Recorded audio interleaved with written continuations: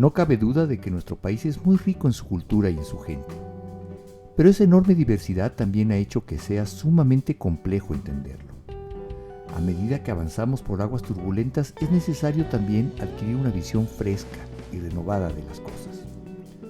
A veces, tomar distancia de nuestras propias posiciones políticas y sociales nos permite ver con mayor claridad lo que está sucediendo. Por eso, en esta ocasión es importante tener un encuentro con alguien que enriquezca mi visión de futuro. Así que me encontré con Leonardo Curcio. Su formación y sensibilidad lo han llevado a tener muy predominantes posiciones. Es un periodista reconocido, conductor de importantes espacios de reflexión, así como columnista de varios medios. Pero es también académico e investigador universitario, con un amplio conocimiento del mundo, pues es una voz reconocida en asuntos internacionales. Es momento de separarnos un poco de los actores políticos directos y ver, desde otra óptica, el camino que está siguiendo nuestro país. Doctor Leonardo Curcio, qué gusto platicar contigo. Carlos, querido, qué gusto verte. Oye, doctor, han pasado muchas cosas en este país en los últimos años y siempre partimos del hecho que estamos viendo momentos inéditos, momentos de definición del país. Y yo siempre he pensado si todas las generaciones dirán lo mismo y estarán pensando que el rompimiento histórico les correspondió a ellos. Pero yo tengo esta sensación de que ciertamente son momentos en los que hay que entender qué está pasando. Me gustaría empezar esta plática contigo revisando un poco cómo has visto el tema del manejo de los medios, el manejo de la libertad de expresión en esta administración. Fíjate que yo dividiría la primera respuesta como en 3 niveles, porque finalmente esta administración entra con una apuesta, yo creo que útil, que es reformular el tipo de relación que había en la administración anterior entre medios de comunicación y gobierno. Y dice, a ver, lo que no voy a hacer aquí es utilizar el dinero público para sujetar o presionar líneas editoriales o en todo caso fomentar ese maridaje que se había creado en los últimos años, o sea, los intereses compartidos entre gobierno y medios de comunicación por el paquete publicitario. Este presidente dice, eso hay que romperlo y nos propuso una cosa en la que no ha cumplido, que es que el reparto del dinero público para, en este caso, apoyar a medios de comunicación a través de, digamos, un paquete publicitario que sea también de utilidad pública, estaría basado en rating, estaría basado en una serie de elementos técnicos y no puro compadrazgo. No han cumplido en eso y lo que ha ocurrido es que pues, se redefinió el compadrazgo y el gobierno ha dicho, a ver, estos medios me caen bien, a estos les doy dinero porque políticamente son cercanos. Segundo plano, el presidente de la República define una relación conflictiva con los medios de comunicación y con los periodistas en general y con algunos en particular, porque él se autodefine un actor más del sistema político y no el centro, digamos, del funcionamiento institucional, y él cree que sus mañaneras son un espacio donde él puede polemizar, ya vimos que no es de ida y vuelta, que él polemiza, pontifica, y ha utilizado el, digamos, recurso fundamental de la presidencia, que es esta capacidad de manejar la agenda pública para plantear, en un caso, una actitud absolutamente egoísta con los periodistas, de decir, a ver, aquí hay 2 caminos, o están conmigo o pertenecen a la legión de los golpistas, de los traidores, de los corruptos, lo cual ha generado una enorme discordia que no ha sido útil. ¿Por qué? Porque finalmente hay una sensación de familia disfuncional en la comunicación nacional. Y el tercer elemento, Carlos, que realmente creo que empobrece brutalmente la deliberación pública, es que el gobierno no genera contenidos razonablemente útiles para que nosotros a nuestra vez los discutamos con las audiencias. Tienes una mañanera que centraliza prácticamente toda la función gubernamental, tú politólogo eres y por tanto esto lo conoces muy bien, han nulificado a los secretarios de Estado, o sea, no hay vocerías en las secretarías, o sea, aquí es lo que el presidente diga y de pronto dice cosas muy útiles, o sea, que tienen que ver con políticas públicas, de pronto tiene balandronadas, de pronto se le ocurrió que iba a ser una farmacia, una mega farmacia, la de Santa Claus, donde van a estar todas las medicinas, y tú dices, ¿eso es política pública? ¿Eso es una ocurrencia? ¿Eso es un eructo presidencial? ¿O qué es? Y eso naturalmente ha empobrecido la deliberación pública, porque tú no tienes como periodista Un segundo nivel, es decir, a ver, señor Alcocer, señor López-Gatell, ¿esto que dice el presidente tiene algún fundamento? O al secretario de la Función Pública decir, oiga, las compras gubernamentales, que han sido un desastre en este gobierno, ¿cómo las van a ordenar? Como no existe segundo nivel, te quedas en una lógica o de choteo del presidente, mira nada más su farmacia fantástica, o de apoyo, es decir, el presidente tuvo una idea genial, pero son dos extremos que en la comunicación moderna no ayudan mucho, pues eso es ideología, eso está bien para campaña, pero no para el funcionamiento de una democracia que diga, oiga, ¿cuáles son las opciones que tenemos para resolver el gravísimo tema de los medicamentos? Y digo eso para ilustrar, pero podría pasar a casi todas las políticas públicas. Yo veo que en esos tres niveles traes una lógica diferente en la comunicación. El primero generó, el nuevo compadrazgo, una nueva lógica como de lealtad absoluta con el presidente o nada, que no existe el otro periodismo. Luego una confrontación estéril en donde los periodistas eran la nota, que si el presidente se pelea con fulano sultano, que el presidente está enojado con Proceso, o que todos los días pasa diciendo ahí que Carmen Aristegui lo tiene engañado a medio mundo, que es a su audiencia. En fin, no creo que sea sano eso en absoluto.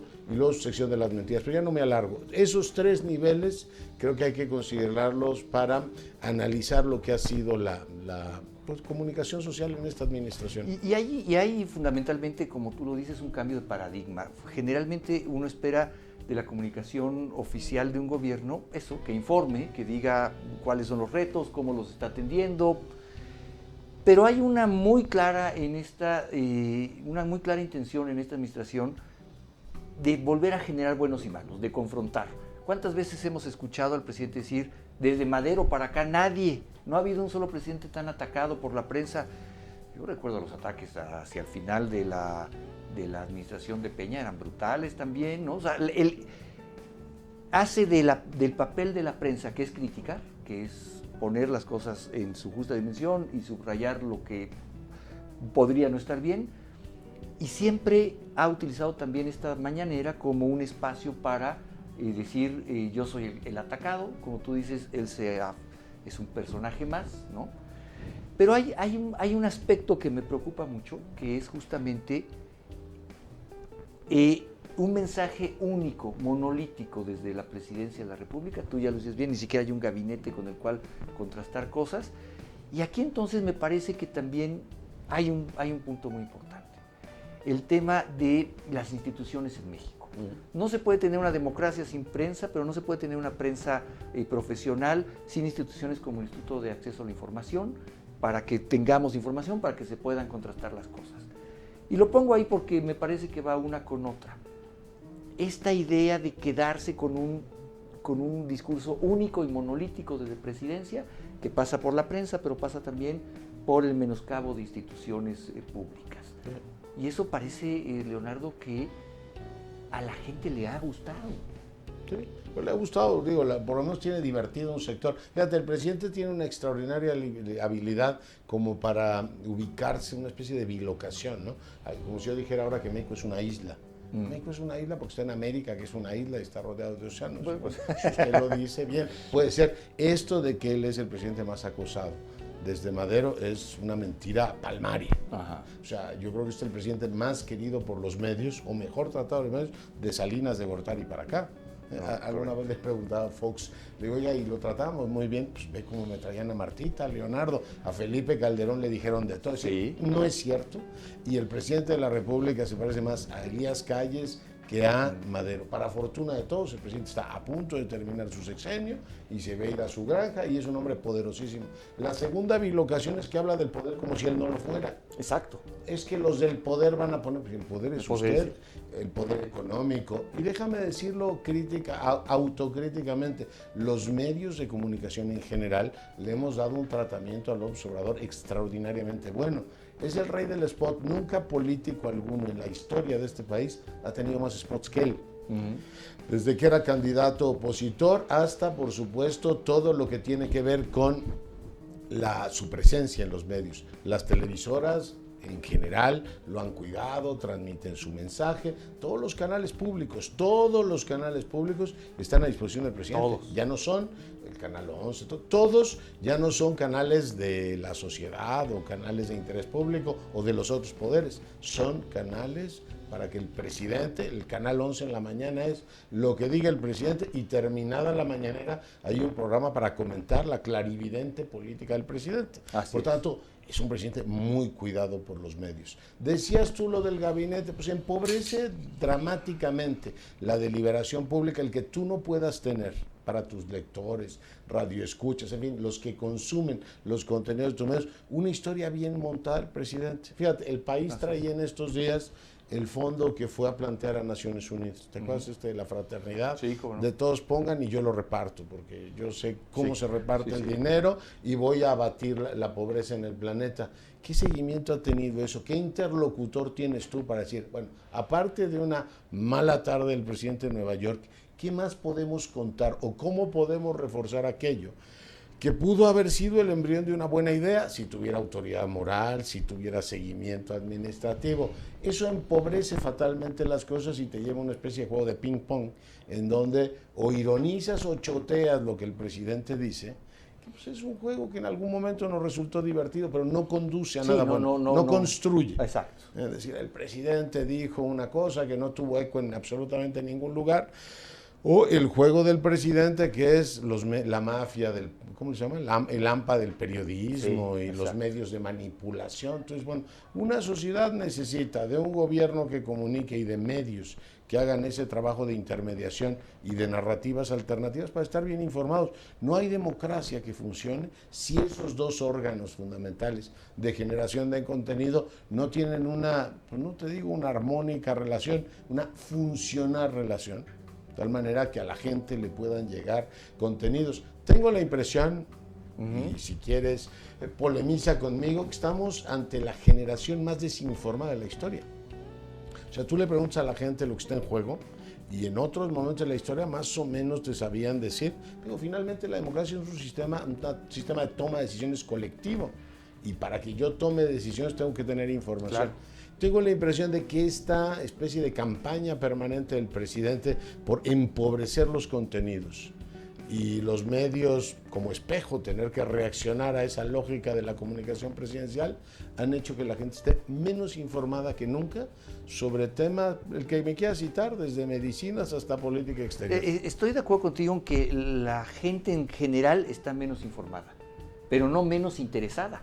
No. Hoy tenemos extremos que no habíamos visto en los últimos años, en los últimos gobiernos, dispuestos a defender como si se les fuera el honor personal un gobierno que, no, o sea, yo nunca había visto a un panista defender en tiempos de Fox o de Calderón al gobierno de Fox y Calderón con la vehemencia y con la pasión con que hoy quienes creen que la cuarta T es la solución del país están dispuestos a hacerlo. Pero eso es la política identitaria. Fíjate, yo vería dos cosas ahí particularmente graves. Creo que la peor combinación es tener audiencias interesadas pero desatentas, que es, a mí me interesa mucho el fútbol, pero no sé bien ni quién es el campeón ni a dónde va. Entonces, das una opinión totalmente ligera, o sea, crees que entiendes porque tienes interés. Pero audiencias interesadas y desatentas, yo creo que es una combinación peligrosa. Mejor decir, oiga, yo de fútbol no sé nada. Y no confundas a un golfista con el centro delantero del Real Madrid. Yo creo que la combinación es peligrosa. La segunda tiene que ver, Carlos, con dos tendencias generales que estamos viendo en el mundo y que son muy paradójicas. Uno, en la época del feminismo, tienes a los grandes hombres viejos que gobiernan, y subrayo lo de viejos, porque es esta idea de la búsqueda del abuelo, del patriarca, Xi Jinping, Putin, o sea, podemos hacer el recorrido por toda Eurasia. El propio Biden, ¿no? Biden, pero terminar en América Latina, y tú dices, puro viejito regañón. O sea, ese es un tema muy importante, sí. Y el segundo es el identitario. La gente te dice, las encuestas, en este caso, en México, lo dicen claramente. La seguridad pública no va bien, la corrupción tampoco es que la hayan combatido, pero yo quiero mucho a mi negro. Con mi negro pan y cebolla, ¿te acuerdas de esa película? Claro, ¿no? Es decir, la política identitaria es, no importa cómo se esté desempeñando el gobierno, él nos representa a nosotros. Y ese fenómeno de la identidad tú que tienes una mirada amplia sobre lo que pasa en el mundo, te explica la política en la India de Modi. Sí. Te explica la política de Meloni, la extrema derecha. Nosotros los italianos frente a estos que nos invaden. La política de Biden, ahí vienen los mexicanos a quitarnos todo lo demás. Y López Obrador ha logrado esta idea de una política identitaria. Nosotros, el verdadero pueblo, frente a todos estos clasistas, racistas, que no nos quieren y nos desprecian. Por tanto, la expresión esta de yo estoy con mi negro, pan y cebolla, es la expresión de una política identitaria, es decir, una sensación de cercanía con el individuo que se apropia de la representación popular. Fíjate que son dos rasgos muy novedosos de la política, no solo mexicana, contemporánea. Son rasgos muy interesantes porque además, como tú dices, están en todo el mundo. Déjame entrar a otro aspecto que me parece que no puedo dejar de abordar contigo. México y el mundo. ¿Te acuerdas tú cuando el presidente, en su calidad de presidente electo, o no sé si era candidato o ya presidente electo, le preguntaban qué haría con Trump, qué haría con los Estados Unidos? Dijo, la mejor política exterior es la política interior. La política exterior mexicana, que en algún momento tuvo su momento de gloria, creó escuela en algunos años en el mundo. México tenía una presencia importante en los foros internacionales. Esta idea un poco regional, pueblerina, de veamos nosotros y solucionemos nosotros, no necesitamos del mundo. Tengo la sensación, Leonardo, que nos va a costar mucho, pase lo que pase en los próximos años, quien gobierne, nos va a salir muy caro el haber obviado que somos parte del mundo. Lo único que hemos hecho es el acuerdo de libre comercio con América del Norte, que no es poca cosa, nos ha salvado económicamente, pero hemos abandonado foros internacionales. ¿Cómo ves hoy a México en el mundo y cuál es esa perspectiva que tenemos? Yo veo una disfuncionalidad estructural en la forma en que el gobierno se concibe a sí mismo y concibe el mundo. Este país funciona, tú lo acabas de decir, por el nivel de integración que tenemos con América del Norte. Comerciamos $1,000 millones diarios. Una buena parte de los empleos, $1,000 millones diarios. ¿Diarios? Diarios, sí. Vale, es un país hiper vinculado al exterior. Y buena parte de los empleos y la vitalidad de la economía funcionan por eso. Recibimos $70,000 millones de remesas, este año es lo que vamos a recibir, y eso permite que las familias tengan mayor nivel de consumo y la economía se mueva.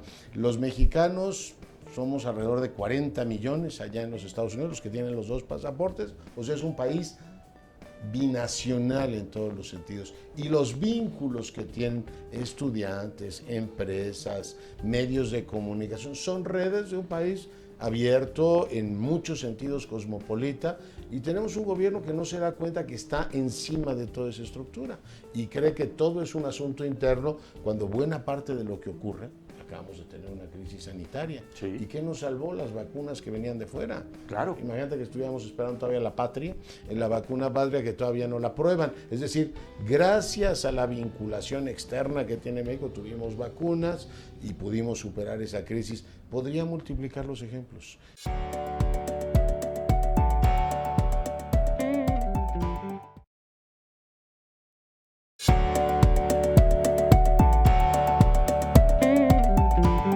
Déjame entrar a otro aspecto que me parece que no puedo dejar de abordar contigo.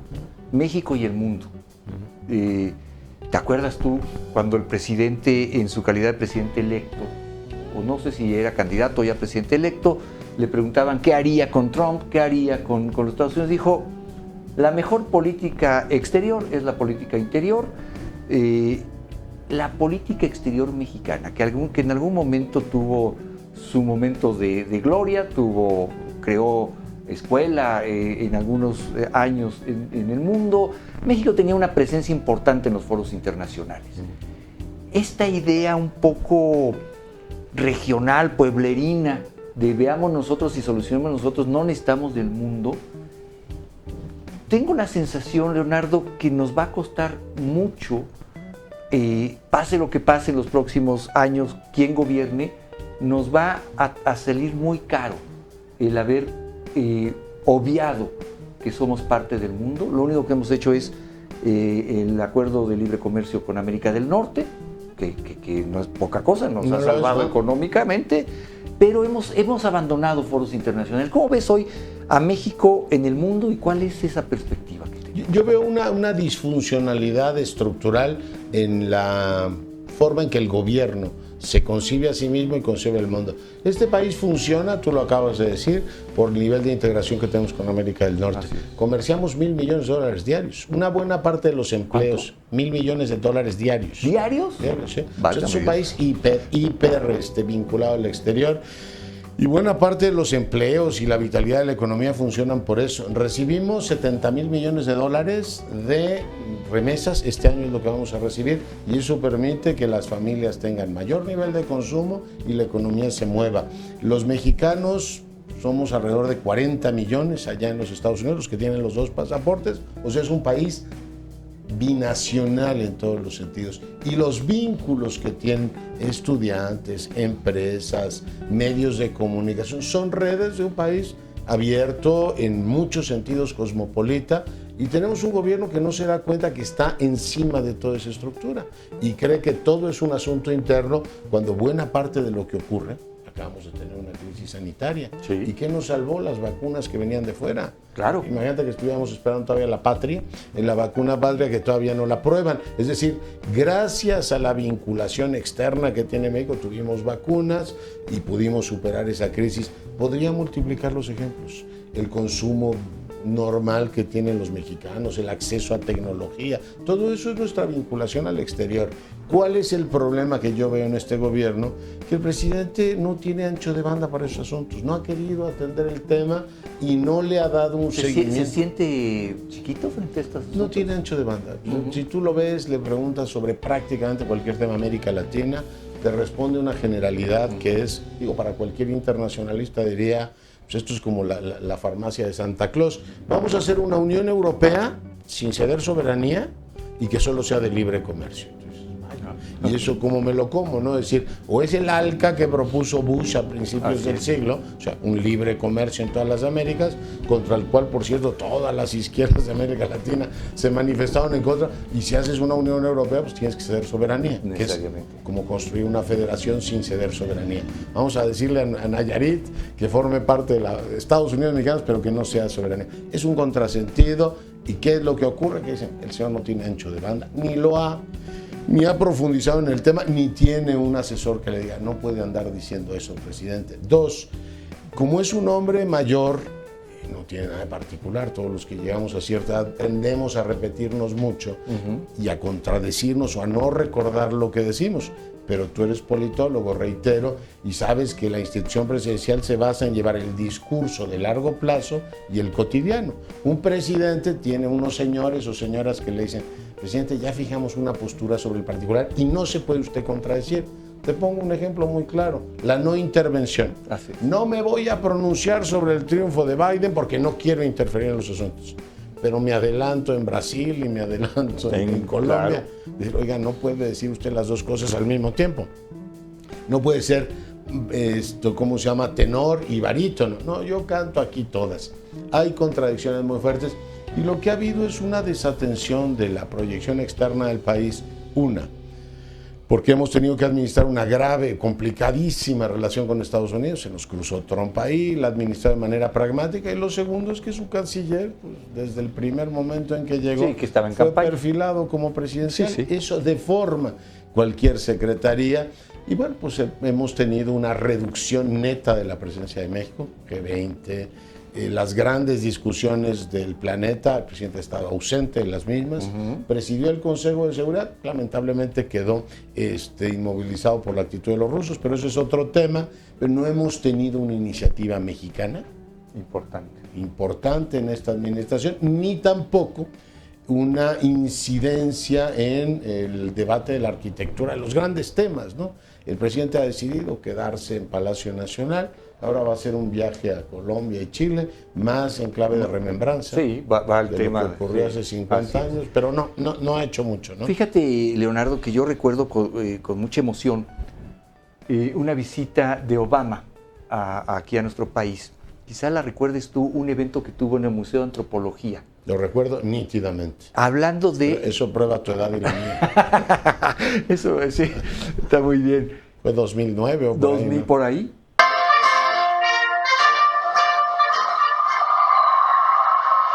Hola.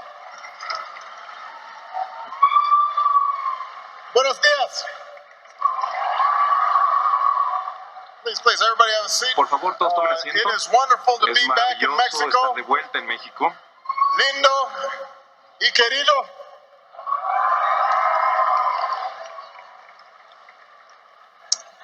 I bring with me greetings and Traigo friendship of the conmigo people saludos of the y United amistad States, de parte del pueblo de los including Estados Unidos, tens of millions incluyendo a of proud decenas de millones Mexican de Americans. orgullosos mexicanos-estadounidenses. Jóvenes Honor your mexicanos, heritage. ustedes hacen honor Thousands of years old, a su but you're legado also part of milenario, something pero new. también forman parte de algo nuevo. A nation Una that's in the process of nación remaking que está en proceso de And as rehacerse. our modern world changes Y a around medida us, que it's nuestro the mundo spirit moderno of young cambia en people. torno a nosotros, Your es el espíritu de optimism los and your jóvenes, su idealism optimismo, and your su willingness to idealismo discard y su disposición old habits that are no longer de working desechar los that will viejos hábitos drive que ya no the world funcionan, forward. que hará que el mundo avance hacia adelante. You see the difference Ustedes between the world ven la as it is diferencia and the entre el world mundo as it como could es be. y el mundo como podría ser. Between old attitudes Entre that las stifle progress viejas and the new actitudes thinking que merman el that allows us progreso to y el nuevo connect and pensamiento collaborate que nos across permite cultures. conectarnos y And colaborar by the entre way, that culturas. includes how we think Y por about the cierto, eso incluye relationship cómo between Mexico and the consideramos la United relación States. entre México y los Estados Unidos. Y el mensaje central en ese entonces de Obama es, queremos hacer un intercambio. Ya avanzamos en el intercambio comercial, queremos miles de mexicanos estudiando en los Estados Unidos y queremos miles de estadounidenses estudiando en México. Esa integración que iba mucho más allá, a mí me emocionó mucho ese discurso, primero porque era un gran escenario, un museo de antropología lleno de muchachos, estudiantes universitarios, y el mensaje era muy profundo. El mensaje era, es su momento, tienen que tomar su vida y el mundo es suyo, tenemos que trascender las fronteras. Hoy eso ha quedado sepultado de una manera brutal en el que no solamente no promovemos eso, sino que, ya lo dijo él, ¿no? Irse a estudiar a Harvard, consigas una beca o no, hoy es muy difícil conseguir becas, el CONACYT está desmantelado para estudios de posgrado y para muchas otras cosas. Van a aprender a robar o qué. Exacto. Oye, solo Claudia Sheinbaum salió al exterior y ahí sí aprendió. Y ahí se aprendió. Pero este tema que me parece que es de profundo calado, de decirle a las nuevas generaciones, no, tus fronteras son tu pueblo, trascender, querer ir a otro lado, es eso, ir a aprender a robar a Harvard o ir a aprender a robar a no sé dónde. Eso va a tener, creo yo, ¿cómo lo ves tú? Una consecuencia brutal en la forma de ver el mundo. Lo tiene y preocupa mucho. Veo dos capas ahí, déjame nada más citar una. Obama dijo en ese discurso, yo no estaría aquí si no fuese por el voto de los mexicoamericanos. Así fue. En ese momento el mensaje era, México tiene como prioridad dialogar con su diáspora y ver cómo esa diáspora influye en el poder de los Estados Unidos. Eso dijo Obama y no creo que hayamos logrado, más allá de mandarles así recaditos y agradecerles lo de las remesas, una política sostenida para dialogar con la diáspora y explicar lo que la mexicanidad es en los Estados Unidos. Ese es un tema. El otro, claramente, decirle a los jóvenes que pues, no importa la formación, este gobierno ha despreciado el mérito, o sea, no importa que tú te formes. Sí, así. no. Aquí en la Universidad Nacional ha planteado que no haya exámenes de admisión. Lo o sea, vi. aquí no importa. El tema es que los estudiantes permanezcan en la universidad. No nos fijemos en lo que aprendan, ni tampoco si son un mecanismo de movilidad social. Y segundo, esta administración se lleva no solo ese discurso de desprecio al mérito, en esta administración se persiguió a científicos. Sí, claro. La popularidad... Se persiguió penalmente, vamos, la ni siquiera. popularidad y la estridencia le han bajado en este caso el nivel de gravedad que tiene, pero persiguieron penalmente a científicos y destruyeron la lógica de un CONACYT integrado. Digo, en el mundo de la innovación se conoce que hay un triángulo perfecto, cada país lo combina como puede, sector público, sector privado y universidades. Aquí llegaron y fracturaron el triángulo, es decir, con las empresas nada y con las universidades poquitos, como si el CONACYT solo pudiera hacer eso. Por tanto, sí tenemos ahí un problema muy serio y lo que habrá que ver es, tardaremos años en restaurarles la promesa a los jóvenes de que el mérito Exacto. y la formación sí tienen sentido, sí hace mejores ciudadanos y que finalmente la inversión en el capital humano es lo más sensato que puede hacer un país y no estarle dando dinero. Si no se preocupe, yo de todas maneras aquí está el gobierno y le daré dinero cuando llegue usted a viejo, ¿no? Por no hablar, digo, ya no lo trataremos ahorita, luego lo seguiremos platicando, pero todo esto de los libros de texto y demás. Pero hay un tema que no quiero dejar. Yo sé que es que tú sabes de muchas cosas y me preocupa mucho, Leonardo. Es que tú me preguntas de las que sé. de todas las demás no sé nada.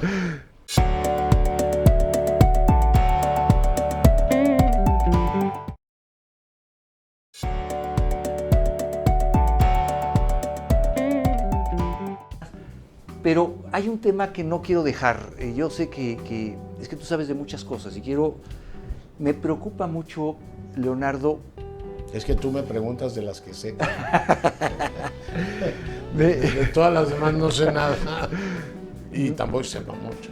Me preocupa mucho el creciente papel de las Fuerzas Armadas en la vida política, civil y hasta económica de nuestro país. Y me parece que eso no podemos obviarlo de cara a un proceso electoral como el 24, con un cambio de régimen en el que pues están las cosas muy fraccionadas. ¿Qué sabor te deja todo este nuevo protagonismo de las Fuerzas Armadas en nuestro país?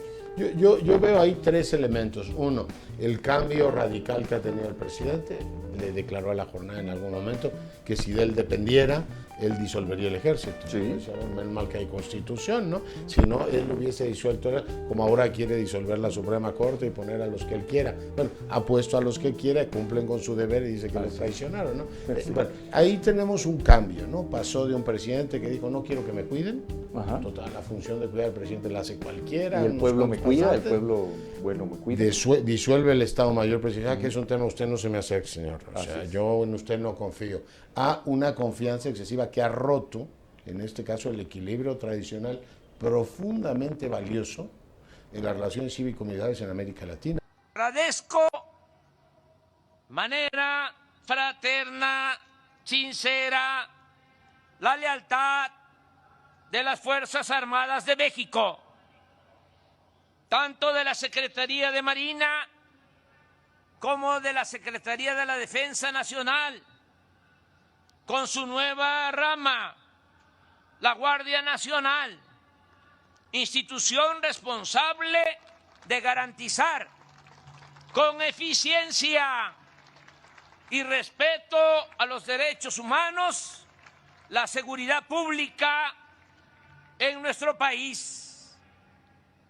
Amigas, amigos, mexicanas, mexicanos, expreso a todas y todos, mujeres y hombres, libres, personas de convicciones, buenos ciudadanos, mi más profundo reconocimiento por llevar a la práctica el principio del amor al prójimo. México, ahora que estamos recordando los 50 años de Salvador Allende, México, entre las, digamos, selectas virtudes que tuvo en todo el siglo XX, fue un equilibrio razonable entre lo cívico y lo militar.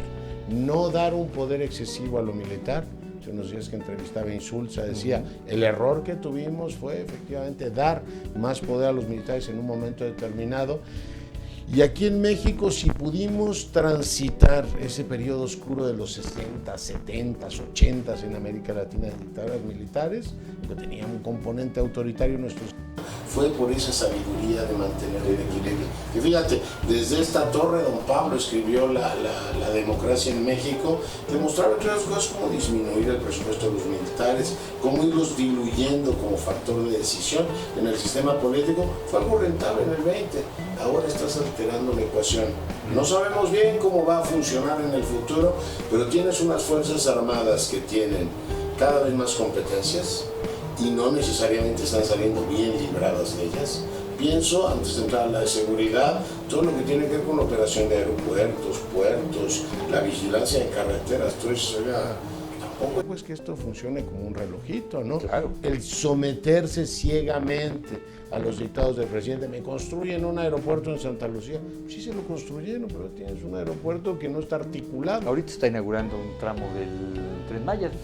Que es de un punto a ninguna parte, ¿no? Así Igual es. que el de Toluca, que sale de Toluca y va a ninguna parte, Así es. pero se inauguró. Pero le hicieron el aeropuerto que no está articulado, que es disciplina a toda prueba, que eso le gusta mucho al presidente. Sí. Le hacemos el aeropuerto y se lo entregamos y no va, en este caso, no está articulado, no te mejora la capacidad aérea de la zona central. Y el último punto, seguridad. El presidente se le ha metido entre ceja y ceja que la única manera de controlar la Policía Federal, ahora se llama Guardia Nacional, es que el secretario de Defensa lo haga. Y tú dices, fracturas un consenso constitucional, subrayo, consenso constitucional, pactado en esta administración para decir una guardia que tenga mando doble, la forman los militares, después se lo pasamos a los civiles, él cambia de opinión, como ha cambiado de opinión en la no intervención, claro, y todo lo demás, y no se hace cargo que es el jefe del Estado y que todo eso tiene una consecuencia en términos institucionales. Vamos a elecciones, como todo el mundo sabe, y ahora tienes o a Claudia Sheinbaum o a Marcelo Ebrard, finalmente el que sea de Morena, que tienen que jugar con la hipoteca que el presidente les está dejando, y si no, desacatarlo. Lo cual nos lleva, Carlos, a un tema central. Tenemos un problema gravísimo, todos los ciudadanos te dicen que el principal tema de este país es la seguridad. Y el jefe del Estado fractura la capacidad, el consenso sobre las capacidades institucionales de esta administración por una cuestión personal, que es algo tan absurdo como si tuviéramos una crisis económica y tú estuvieras fracturando el consenso sobre cómo se nombra el gobernador del Banco Central. Tú dices, ¿en serio? O sea, el tema más importante es ese. Lo que la gente está esperando es eficiencia del aparato gubernamental y no tenerse que comer la perla de que los civiles somos corruptos por naturaleza y que por tanto no puede haber un mando civil de la policía porque los civiles tienden a corromperse. Ese es un postulado presidencial absolutamente falaz, pero él decidió ya que se convierte en doctrina de Estado y en esas estamos.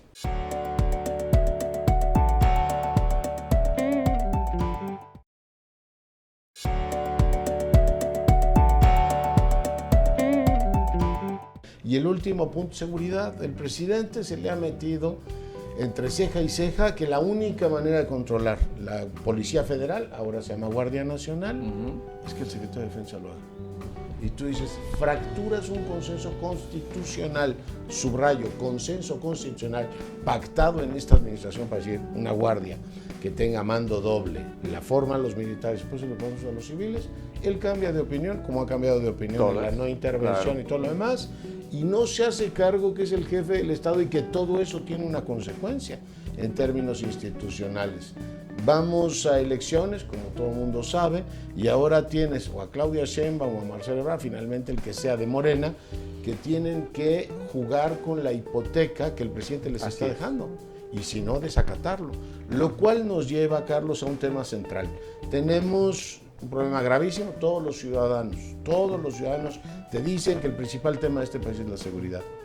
Y el jefe del Estado fractura la capacidad, el consenso sobre las capacidades institucionales de esta administración por una cuestión personal, que es algo tan absurdo como si tuviéramos una crisis económica y tú estuvieras fracturando el consenso sobre cómo se nombra el gobernador del Banco Central. Tú dices, ¿en serio? O sea, el tema más importante es ese. Lo que la gente está esperando es eficiencia del aparato gubernamental y no tenerse que comer la perla de que los civiles somos corruptos por naturaleza y que por tanto no puede haber un mando civil de la policía porque los civiles tienden a corromperse.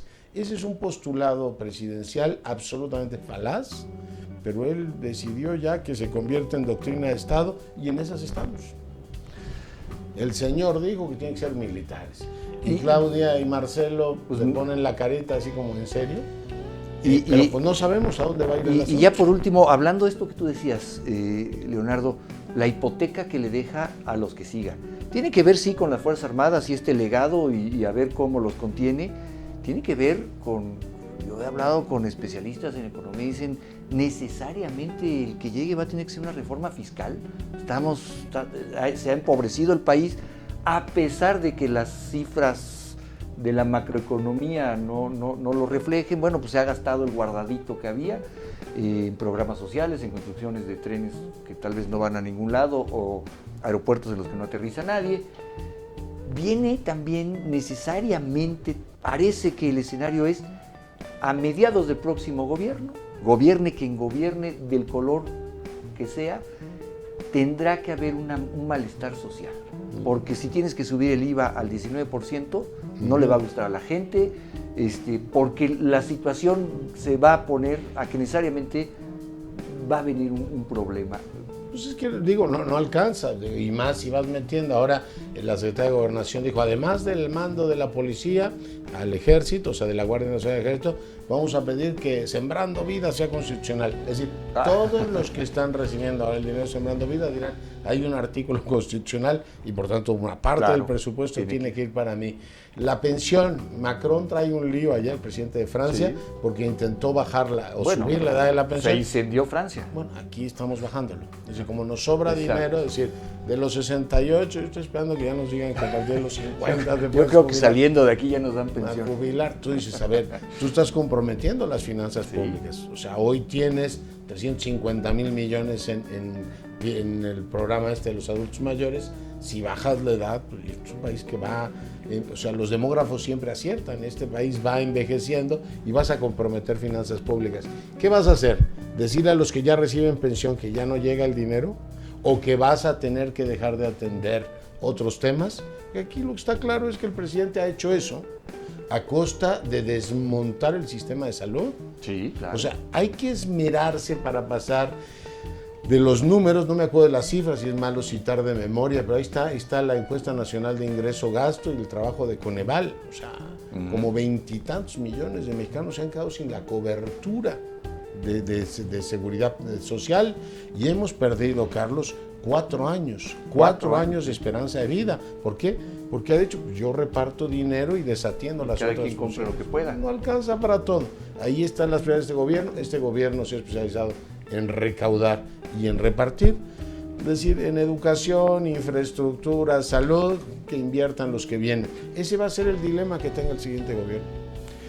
Querido Leonardo, te agradezco mucho. Espero que podamos seguir platicando esto. Yo lo espero. Muchas gracias. Te agradezco mucho que hayas venido. Gracias. Mi encuentro con Leonardo Curcio había sido largamente pospuesto, pero entender el país desde otros puntos de vista no podía seguir esperando. Es por eso que me quedo con una preocupación compartida sobre el futuro inmediato de nuestro país. Es cierto que hay grandes retos en el horizonte y que como sociedad estamos frente a una labor increíble. Pero de este encuentro me llevo la necesidad de reflexionar sin pasiones partidistas sobre lo que sucede y sus consecuencias. Ver a otros lados del mundo nos puede dar una buena idea de lo que nos sucede y de nuestro posible futuro inmediato. Me alegra mucho haber tenido este encuentro con Leonardo Curcio, porque así es como se enriquece el camino. Estoy seguro que la vida nos tiene reservados nuevos encuentros.